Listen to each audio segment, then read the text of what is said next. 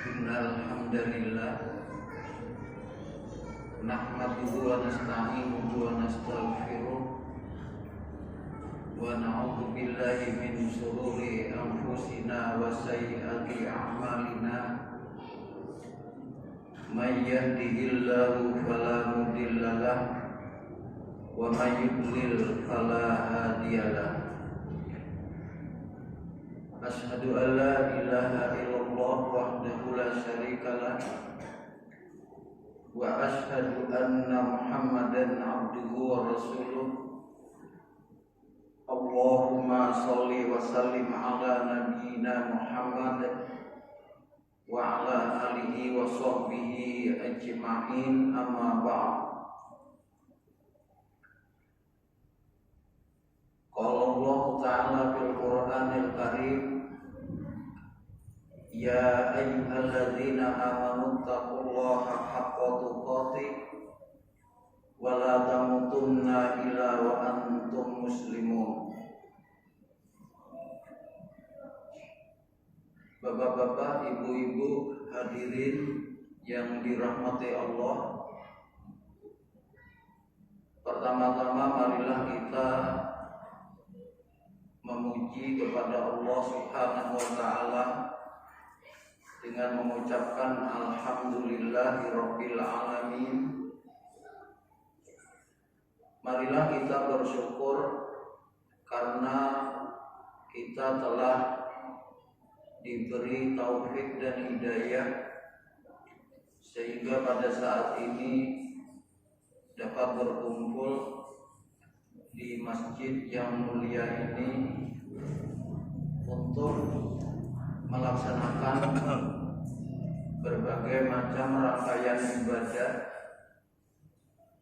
Dan pada saat ini kita dapat melaksanakan kewajiban yang sangat utama, yaitu kewajiban untuk ilmu agama.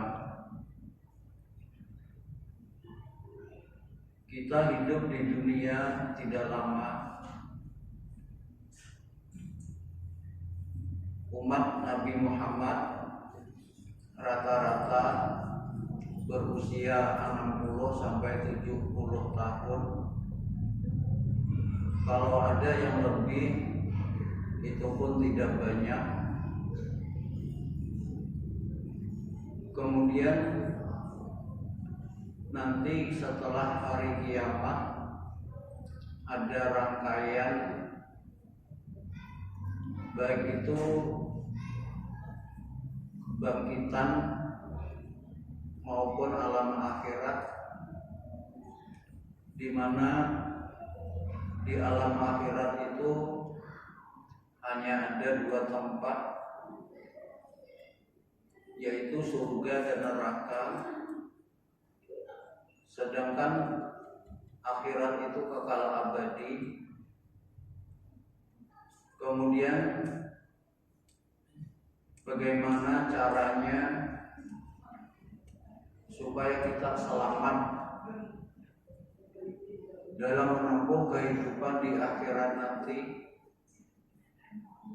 Salah satu di antaranya adalah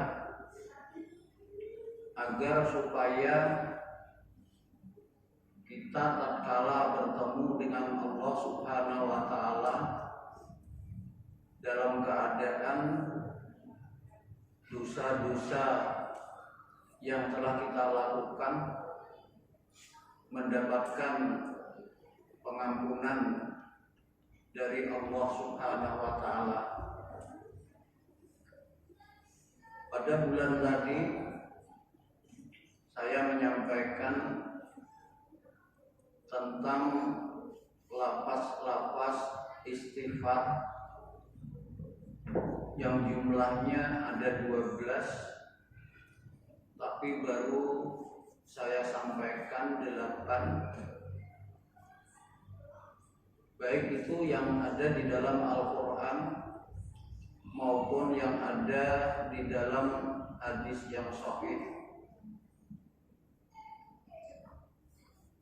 Bapak-bapak dan ibu-ibu, istighfar itu amat sangat penting dalam menempuh kehidupan baik di dunia, terutama kehidupan di akhirat. Di antaranya istighfar itu salah satu amalan yang ringan dan dapat menghapuskan dosa-dosa yang telah kita lakukan. Rasulullah SAW bersabda, "Walladzi nafsi biyadi, laulam tudnibu la dhahaballahu bikum,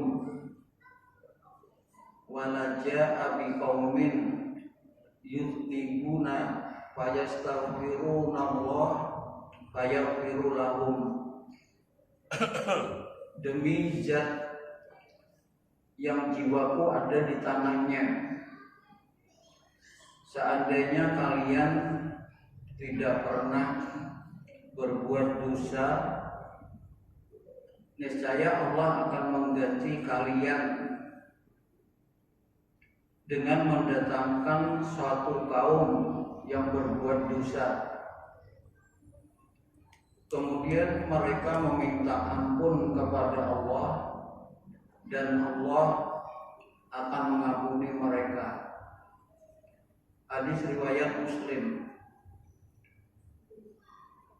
Allah mengganti kaum yang tidak pernah berbuat dosa. Itu bukan berarti Allah tidak senang terhadap kaum itu, tetapi Allah lebih senang kepada kaum yang selalu beristighfar, meminta ampun kepada Allah. Jadi oleh karena itu, maka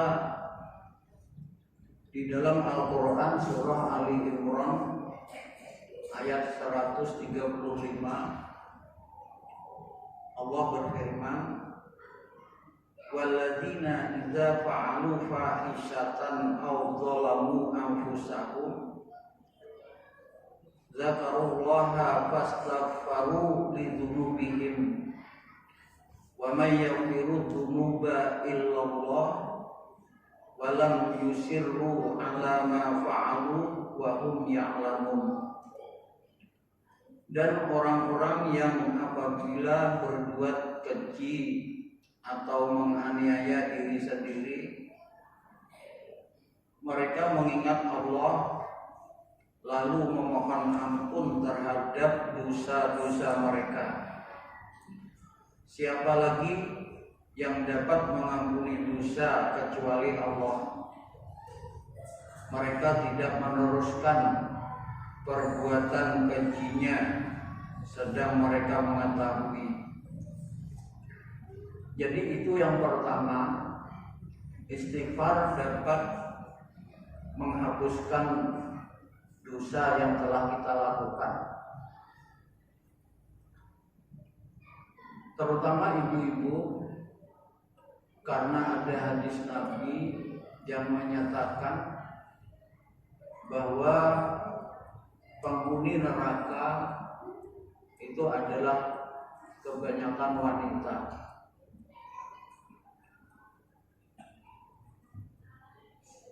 Ya kalau dikatakan menakut-nakuti, memang agama kita Islam itu pertama memberi kabar gembira, yang kedua adalah ancaman.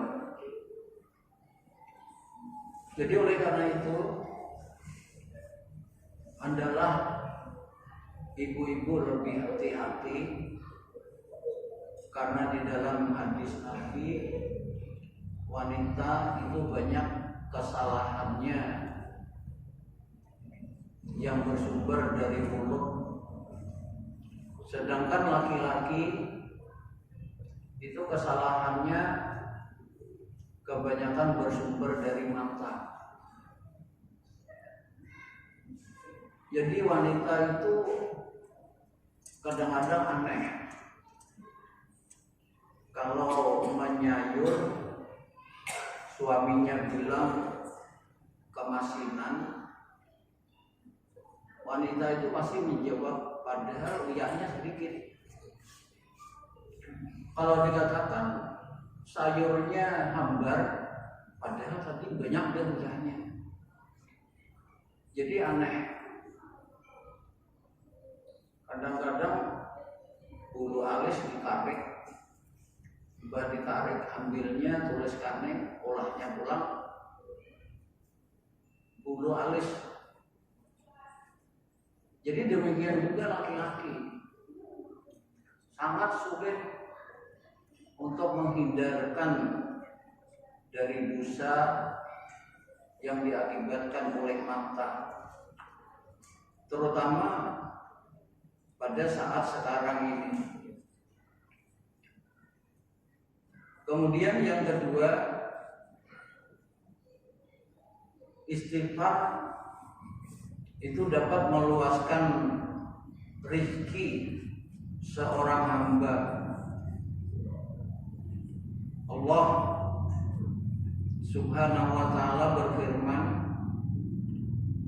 faqul tastaghfiru rabbakum innahu kana ghaffara yursilis samaa 'alaikum midrara wa yumditkum bi amwali wa banina wa yaj'al lakum jannatin wa yaj'al lakum anhara. Maka saya berkata kepada mereka, mohonlah ampun kepada Rabb kalian, sesungguhnya Dia Maha Pengampun.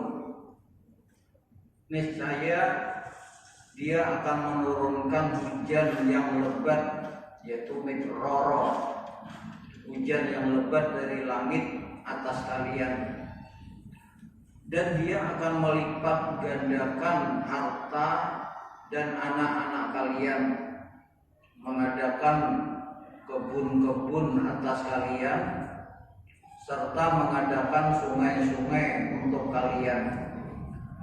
Surah Nuh ayat 10 sampai 12. Di dalam tafsir Ibnu Katsir itu dijelaskan bahwa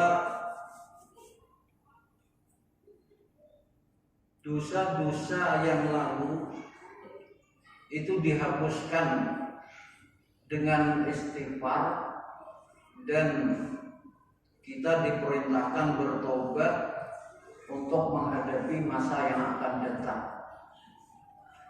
Kemudian Al-Hasan Al-Basri pernah kedatangan 4 orang yang memiliki masalah yang berbeda, tapi oleh Al-Hasan Al-Basri solusinya sama, yaitu supaya memperbanyak istighfar.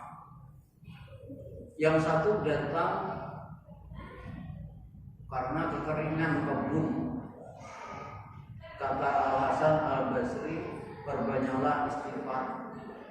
Yang kedua datang sudah lama berkeluarga tapi belum dikaruniai anak.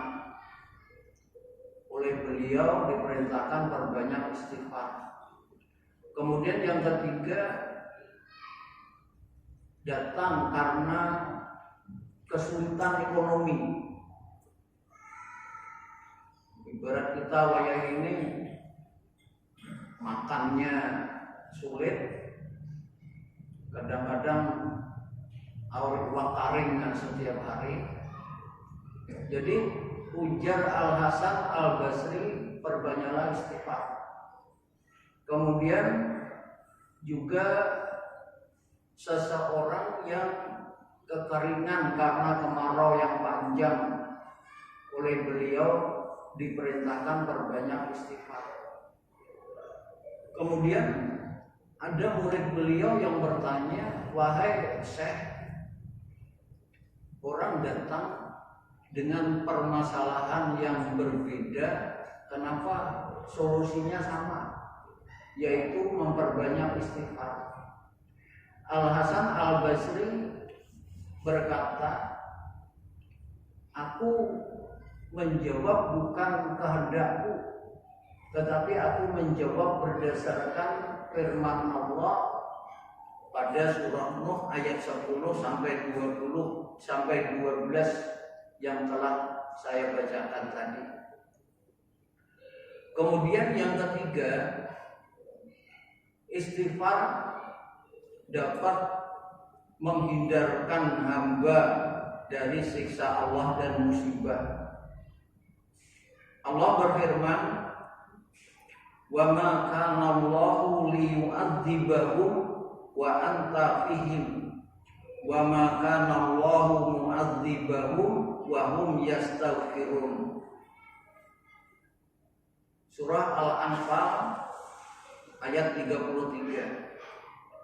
Dan Allah tidak akan menyiksa mereka sedang kamu Muhammad ada di antara mereka, dan Allah tidak akan menyiksa mereka sedang mereka dalam keadaan beristighfar. Kalau di zaman sahabat, mereka di situ punya dua kekuatan. Pertama, Nabi Muhammad SAW ada di antara mereka, dan yang kedua, mereka selalu beristighfar. Sedangkan kita, Nabi kita Muhammad SAW sudah wafat, tetapi istighfar masih bisa kita lakukan. Oleh karena itu, hendaklah selalu beristighfar selama kita hidup. Kemudian Allah berfirman tentang Nabi Yunus alaihissalam dalam surah As-Saffat ayat 143 sampai 144. Allah berfirman, "Falaula annahu kana minnal musabbihina lala bisa fi batnihi ila yaumi yub'atsun."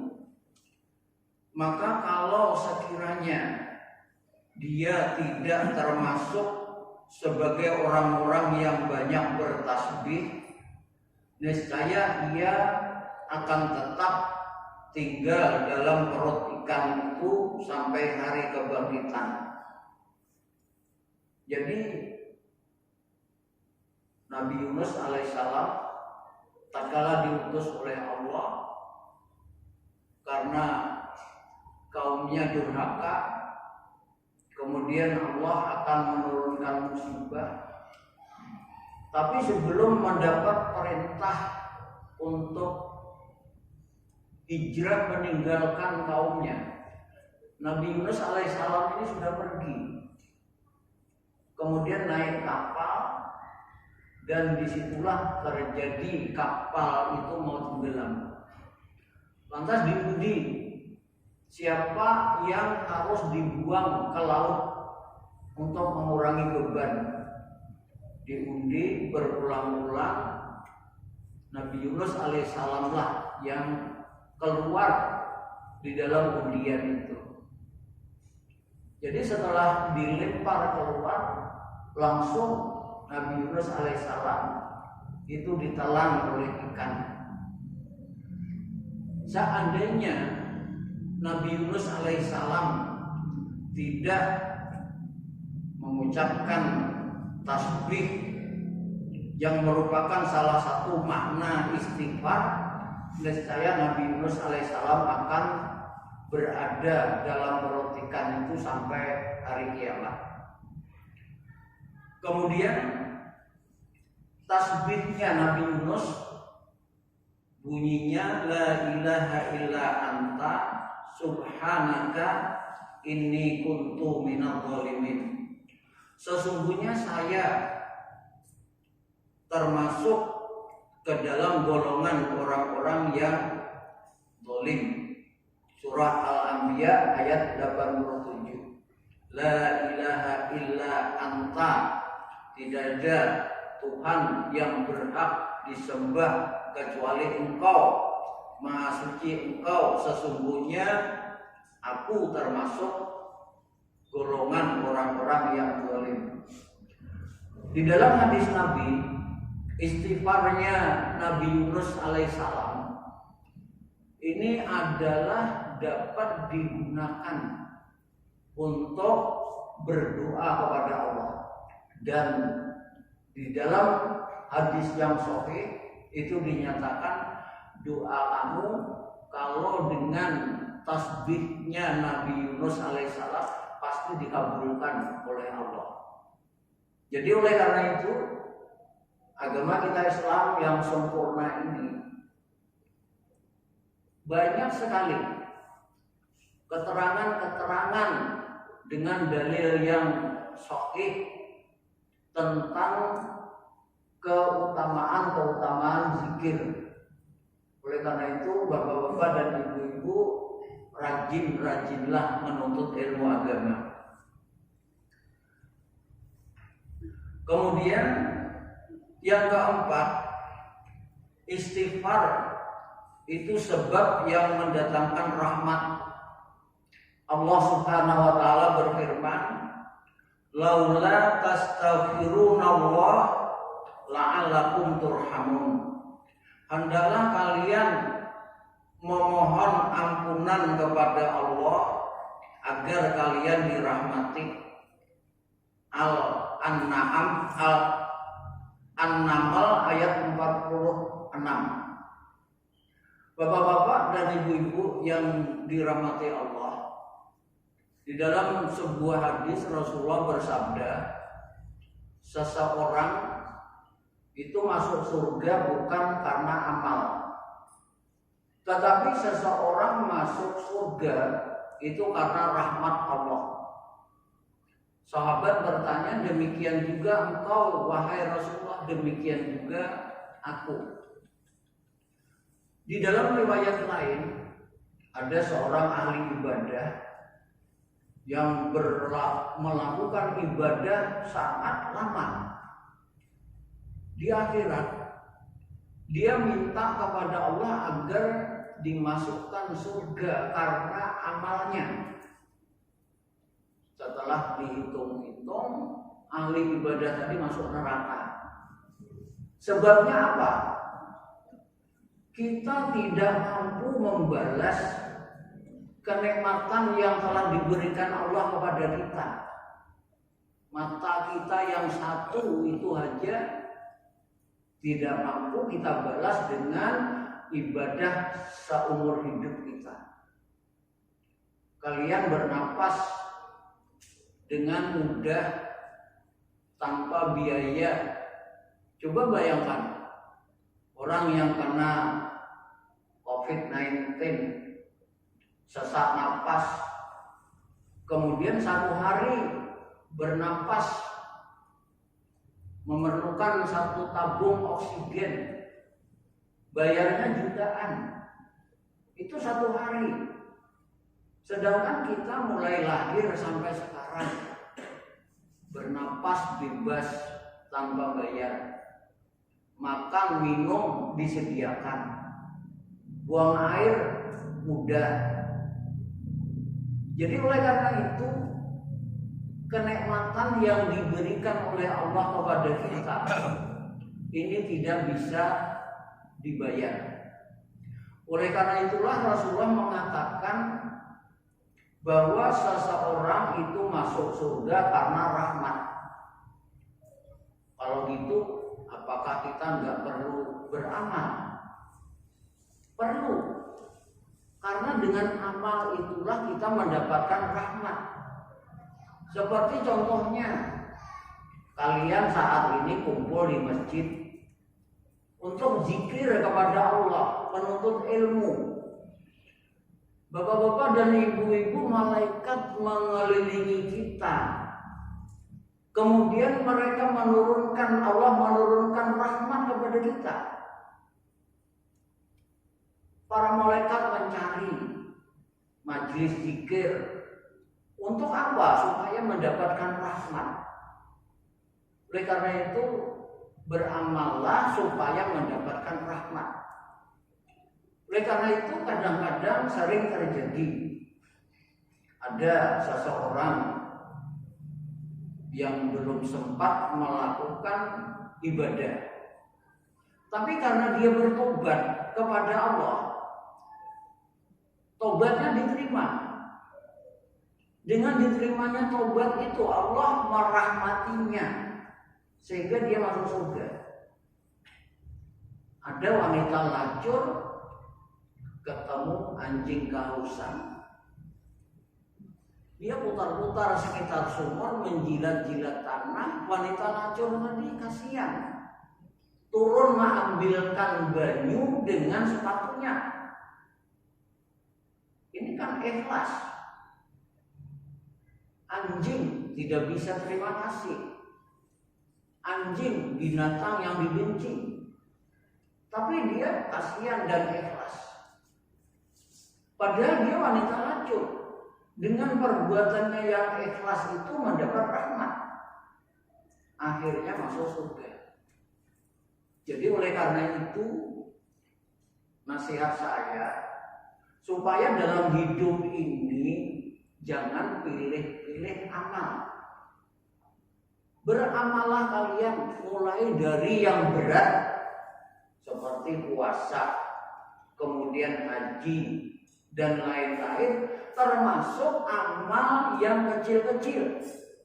Senyum kepada sesama Islam. Ini amal yang hampir mati. Kalau ketemu teman ucapkan assalamualaikum, sebarkan salam. Allah akan merahmati kita. Allah akan menjadikan di antara kita akan saling sayang menyayangi.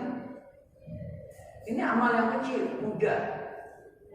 Membuang duri dari jalanan kecil. Tapi siapa tahu yang kecil itulah yang menyelamatkan kita dalam hidup ini. Jadi oleh karena itu beristighfar itu agar kalian dirahmati, la'allakum turhamun. Kalau kita dirahmati, maka kita akan masuk surga. Kemudian yang kelima, istighfar merupakan tambahan kekuatan dan kejayaan. Dalilnya apa? Yaitu firman Allah dalam surah Hud ayat 52. Wa ya qaumi astaghfiru rabbakum tsumma tubu ilaihi yursilis samaa'a 'alaikum midrara wa yazidkum quwwatan ila quwwatikum wa la tatawallaw mujrimin. Wahai kaumku, beristighfarlah kepada Allah, kepada Rabb kalian, lalu bertaubatlah kepadanya. Niscaya Dia menurunkan hujan yang lebat atas kalian dan menambahkan kekuatan kepada kekuatan kalian. Dan janganlah kalian berpaling dengan berbuat dosa. Jadi kalau seseorang ingin supaya kekuatannya ditambah, maka perbanyaklah istighfar. Kemudian yang keenam, istighfar dapat melapangkan dada seorang hamba. Rasulullah bersabda, innahu la yugharu ala qalbi wa inni la astaghfirullah fil yaumi mi'ata marrah. Sesungguhnya kadang-kadang terdapat sesuatu yang melekat pada hatiku, maka saya beristighfar kepada Allah sebanyak 100 kali dalam sehari. Jadi perbanyak istighfar. Istighfar itu yang baik kapan, Bu? Kapan, Pak? Pada waktu sahur. Umpamanya marbut memberitahu jam masjid Al-Amin sudah pukul 4. Bangun aja lagi. sholat alam.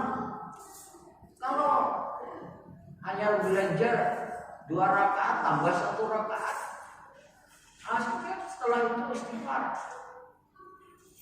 Jadi ini waktu sahur, istighfar yang baik. Jadi kadang-kadang di dalam hati kita ini ada sesuatu yang melekat, gelisah, gak tahu sebabnya. Tidur gak enak, duduk gak enak, rasa takut muncul. Ada Pak, sebuah cerita seorang raja yang gelisah, takutan, sampai makan gak enak, kemudian tidur gak enak, takutan sekali. Akhirnya dia menyaksikan tukang kebun yang memelihara tamannya.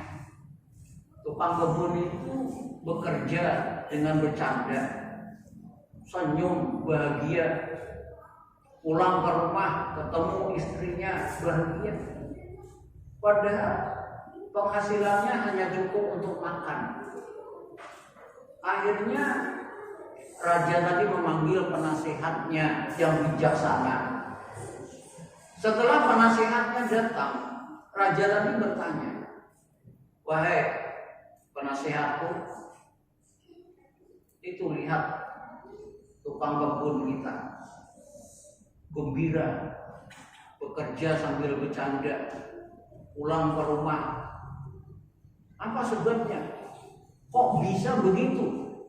Sedangkan saya ini raja, harta banyak, punya kekuasaan, tapi hidupku nggak tenang." Akhirnya penasehat yang bijaksana tadi berkata, "Wahai Paduka, resepnya satu, yaitu 99." Raja tadi nggak paham apa maksudnya resep 99. Kata penasehat, "Ambil kotak, kemudian ditulis di kotak itu hadiah dari raja 100 dinar emas." Akhirnya ambil kotak, kasih uang emas, isinya cuma 99 dinar, tapi tulisannya 100 dinar. Jadi setelah petugas datang ke rumah tukang kebun tadi, ketuk pintu, "Assalamualaikum." "Waalaikumsalam." "Ada apa ini?" "Ini saya diutus oleh raja memberi hadiah kepada kamu. Ini tolong diterima." Dalam kotak itu bertuliskan 100 dinar. Akhirnya dihitung duit tadi, kok cuma 99? Yang satu mana? Coba kamu, istriku, gantian hitung kalau aku salah. Nang bini menghitung 99, sedangkan tulisannya 100 dinar. Nang anak menghitung tetap 99, ada 100. Akhirnya serumahan, ayo kita cari. Dicari, kalau jatuh di luar sana, nggak ada. Ayo kita cari. Petugas tadi mulai istana, jalannya sini, cari. Gelisah sekali. Yang 1 dinar hilang. Inilah manusia. Mestinya apa? Yang 99 itu disyukuri. Manusia itu menurut hadis Nabi, kalau punya 1 lembah emas, dia mau 2 lembah. Begitu seterusnya, kecuali mati. Jadi itulah rahasia yang diberikan penasehat raja yang bijaksana. Itulah Paduka. Dia akan gelisah mencari yang 1 dinar itu. Gak bisa tidur. Jadi begitu juga Paduka. Gak ada habisnya. Jadi oleh karena itu, maka di dalam hadis Nabi itu sudah diterangkan, sesungguhnya kadang-kadang terdapat sesuatu yang melekat pada hatiku, maka saya pun beristighfar kepada Allah sebanyak 100 kali dalam sehari. Ini tuntunan Nabi kita Shallallahu Alaihi Wasallam yang sangat mencintai kita.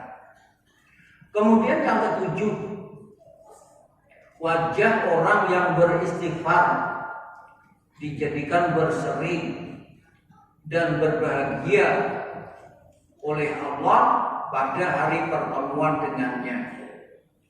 Nabi Shallallahu Alaihi Wasallam bersabda, hadisnya sahih, man ahabba an tasurrahu sahifatuhu fal yuksir fiha minal istighfar. Barang siapa yang ingin bahagia dengan catatan amalnya pada hari kiamat, hendaklah ia beristighfar kepada Allah. Jadi siapa yang ingin bahagia dengan catatan amalnya pada hari kiamat, hendaklah ia beristighfar kepada Allah. Rasulullah Shallallahu Alaihi Wasallam juga bersabda, tuba liman wajada fi sahifatihi istighfaron katsira. Sangat beruntunglah orang yang mendapati bahwa pada catatan amalnya terdapat banyak istighfar. Banyak istighfar. Nabi kadang-kadang sekali duduk 100.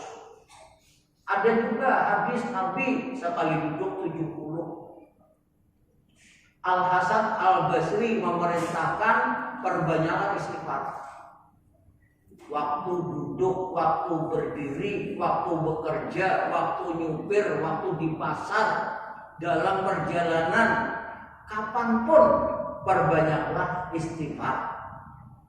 Kemudian yang ke-8, istighfar membersihkan noda dari hati seorang hamba. Rasulullah Shallallahu Alaihi Wasallam bersabda, innal mu'mina idza atnaba kanat nuqtatun saudaun fi qalbi fa in taba wa naja'a wastaghfara sukila qalbu wa in jadat hatta ya'luwa qalbah dzakar raim alladzi dzakarallahu azza wa jalla fil Qur'an kalla bal rona ala qulubihim ma kanu yaksibun. Jika seorang hamba melakukan sebuah dosa, maka hatinya akan dititik dengan titik hitam. Kalau dia bertobat, istighfar, kemudian bertobat, titik hitam itu akan hapus. Hatinya kembali bercahaya. Tapi kalau dia setelah berbuat dosa, menambah dosa-dosa selanjutnya, maka di dalam hatinya akan terjadi ar-rain. Apa itu ar-rain? Kemudian Rasulullah menyatakan sebagaimana firman Allah Azza wa Jalla fil Quran, kalla bal rona ala qulubihim ma kanu yaksibun. Sekali-kali tidak demikian. Sebenarnya sesuatu yang selalu mereka usahakan itu menjadi ron terhadap hati-hati mereka. Ron, ibarat bahasa kita, hatinya bertagar. Karena hatinya bertagar, itu nggak bisa lagi mendapatkan hidayah, sulit. Jadi oleh karena itu, kadang-kadang di dalam agama kita Islam itu ada dosa yang tidak cukup atau tidak bisa dihapus dengan sekadar istighfar. Kemudian dengan apa dihapusnya? Kadang-kadang oleh Allah dihapus dengan musibah. Oleh karena itu kalau kita di dalam hidup ini mendapatkan musibah, maka baik itu sakit, baik itu tercocok duri, baik itu hati yang gelisah, maka itu tidak lain adalah bertujuan Allah akan membersihkan dosa-dosa kita. Jadi oleh karena itu pernah terjadi seorang wanita yang dia itu sakit ayam, ibarat bahasa kita epilepsi, gila babi. Kalau kumat auratnya kelihatan. Kemudian wanita tadi datang pada Rasulullah minta didoakan. Apa kata Nabi? Kalau kudoakan kamu pasti sembuh. Tapi kalau kamu bersabar, kamu akan balasannya adalah surga. Wanita tadi berkata, kalau gitu saya bersabar aja. Kenapa? Karena surga. Tapi tolong doakan supaya kalau kumat aurat saya jangan kelihatan. Akhirnya wanita tersebut tidak sembuh sampai wafat. Ada seorang sahabat yang badannya selalu demam, datang pada Rasulullah minta doakan. Rasulullah juga berkata, kalau mau doakan kamu akan sembuh. Tapi kalau kamu bersabar, balasannya surga. Kenapa? Karena musibah, penyakit, cocok duri, hati gelisah itu adalah sarana untuk menghapuskan dosa. Itu yang ke-8. Nah, kemudian